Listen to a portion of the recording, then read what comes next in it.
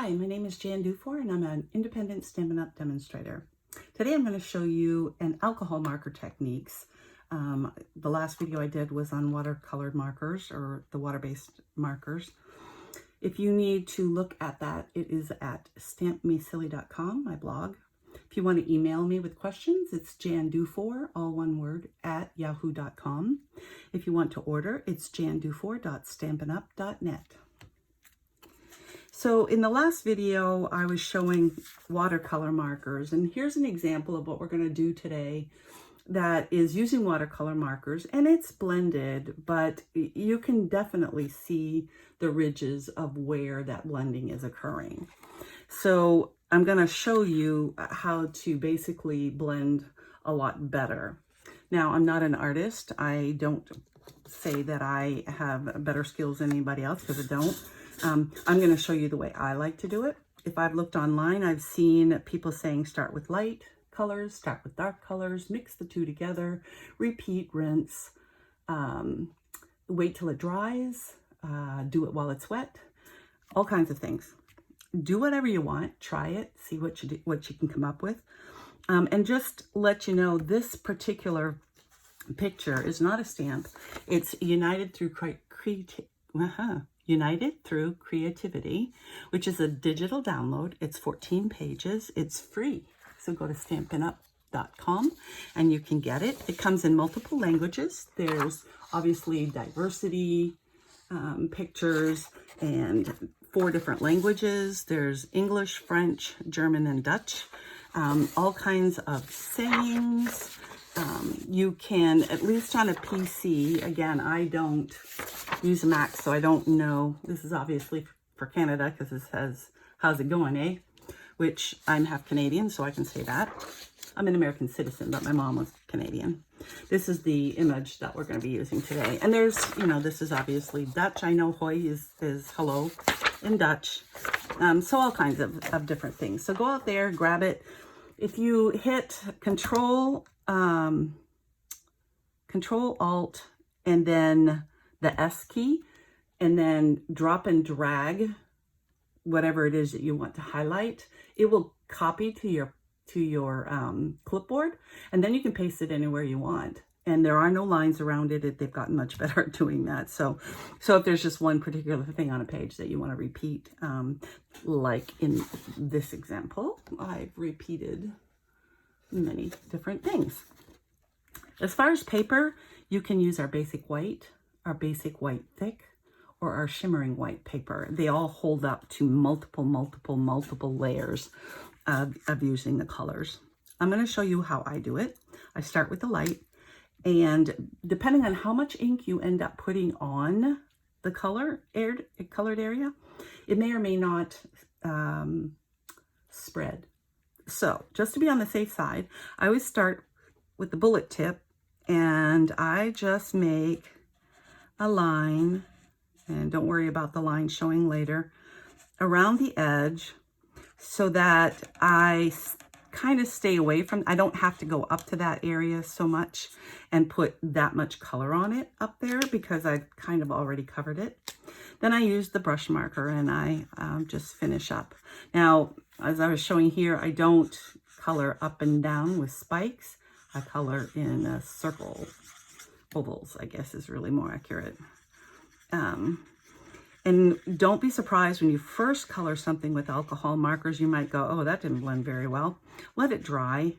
Like right now, it looks like there's obvious there, but you can already see it fading. Now, you can use the same color over if you just want a subtle shading. And as you can see, it's coming out darker. And that's fine if that's all of the amount of darkness difference that you want. But we have our dark markers that you can also go in with. And if I just want to add little lines, I know in this case they're lines, but I'm going to go over them and blend them. If I just want a little bit darker color than what I'm getting from the light, which I'm now going back to help mix, if you will, eliminate lines. And so I'm going to leave that alone for now. I want to see how that blends out. It's probably going to be just fine the way it is. So I'm just going to leave that. So now I'm using, that was gray granite, by the way. Now I'm using crumb cake, and we're going to do the pie, which makes me hungry just looking at it. Although I have celiac disease, which means I can't have gluten, so I don't eat apple pie very often. Although my daughter-in-law is an awesome cook, and she makes for her husband, my son, who is also celiac, wonderful food and baked goods. Oh my gosh. I always gain a couple pounds when I go up to see her, which is fine because it's good. So I'm just coloring in. I'm not even really being careful. I don't know if you noticed, but, and then I'm kind of filling in the fluffy sides. All right. So I have some basic color on there. I'm going to take the darker, and I am just going to use the bullet on this because there's not that much space. And I'm just doing the lines. Again, Stampin' Up's already told us where it should be darker. And where the shadows are. So I'm doing it a little bit like that. And I'm basically flicking color on there. I'm really not even being careful. I'm going to go back to the light because that's how I like to blend. And again, I'm going to use the bullet, although I could have switched to the marker. And anywhere I don't want a lot of color, where I want it to stay light, I don't go back there unless I absolutely have to. There, that's starting to look yummy. And then just because it's an apple pie and cinnamon goes so well with it, I wanted to put a different color on there. And so this will be interesting for you to see because it's not either one of those colors. It's not the light or dark of something. And I just want the cinnamon, if not to leave a lasting smell, to have that look about it. I'm going back to the light. And I'm just going to help blend that a little bit. I'm not even really trying to get rid of the cinnamon color. I'm more just trying to soften the edges of it being there. And like I said, you know, you don't have to do the cinnamon if it bothers you because it's not quite as blended as the others. But for me, it just reminds me of the baked crust and the lovely cinnamony smell. Now, it's not very pronounced, but there is a difference. It does show. And if I could add a little bit of yellow for the apple center bubbling up, I could do that as well, but I'm not going to. We're going to move on to Granny Apple Green. And we're going to do, again, oops, the light color. I'm going to do the edges so that if it does decide. And again, you know, it didn't bleed here at all. I'll show you one that did bleed. And I really worked those colors over and over and over again, which you can do when you're using alcohol markers. It takes, I can literally, and I'll show you one actually, it's not very good, but I'll show you, I literally put yellow in with red, and the highlights show, they're there. Oops, I need to do a little bit here. But you wouldn't really say, oh yeah, there's yellow in there, but you can see it if you look for it. So now I'm gonna put in some green, maybe one stripe in there. Now I'm going back to the lighter color and I'm going to start blending it. And I want that light in the middle. Okay.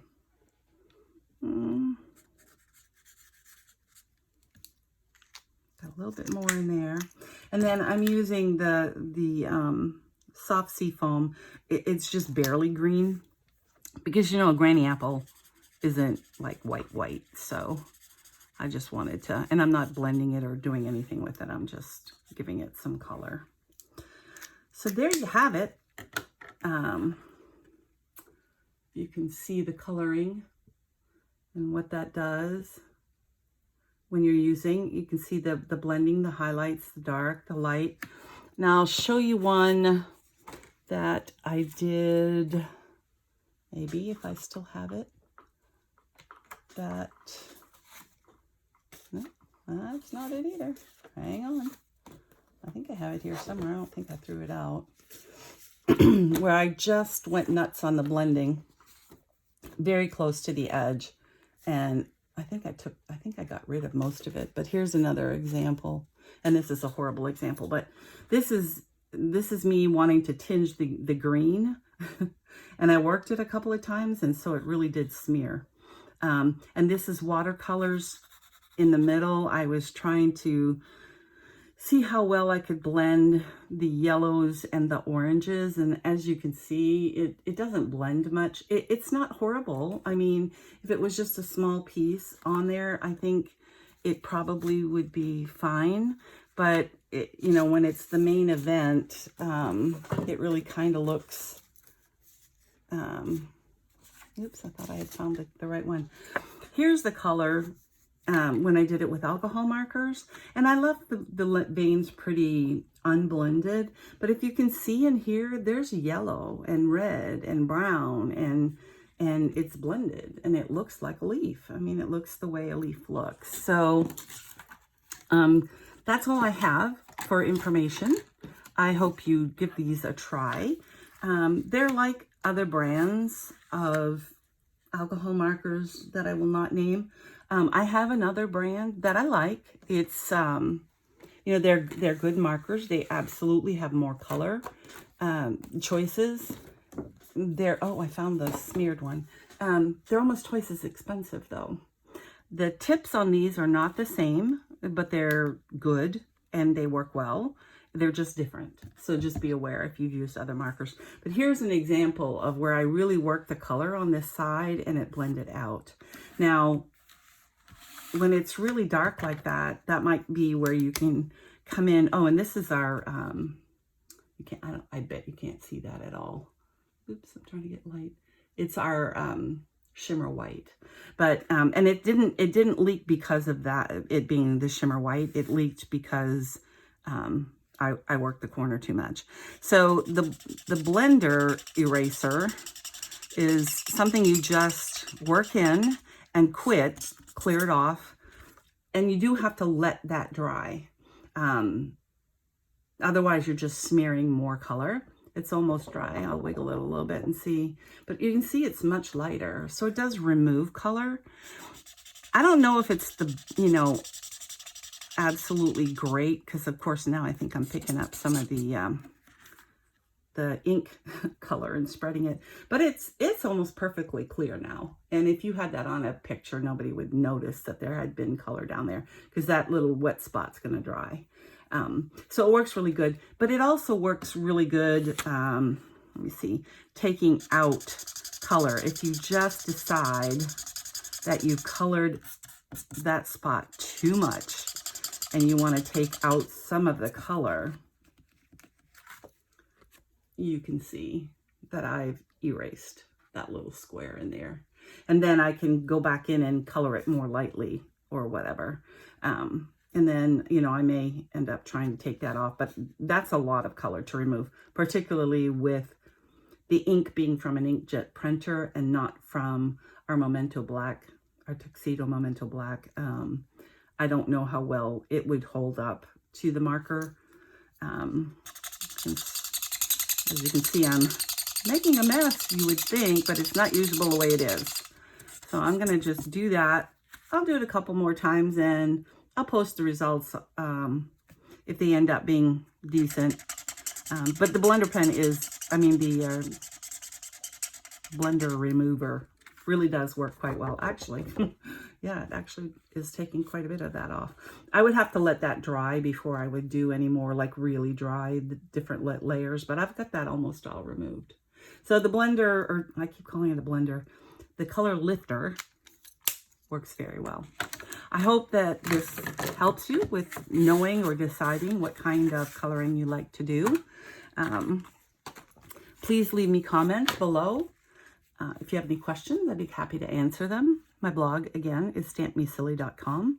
My name is Jan Dufour, and my email address is jandufour@yahoo.com. And if you'd like to order anything from me, it's from jandufour.stampinup.net. If you don't have a demonstrator already and you would like me to be your demonstrator, you can email me and ask me for a catalog. Our new catalog is coming out August 3rd. It's a mini catalog. It'll go through December. It's what's going to have all of the holiday kinds of things in it additionally. And then our annual catalog just came out the 3rd of May, and of course that's good for a year. So, and oh, we have a second celebration, which is awesome because we only had one last year, one for 3 months. So this year we've already had January and February, and it's going to be August and September this year, where you get all kinds of free things when you order. So post a note down below if you like this, or if you have any comments, or if there's anything else you'd like to see. Thanks for stopping by. I really appreciate it. Thanks. Bye.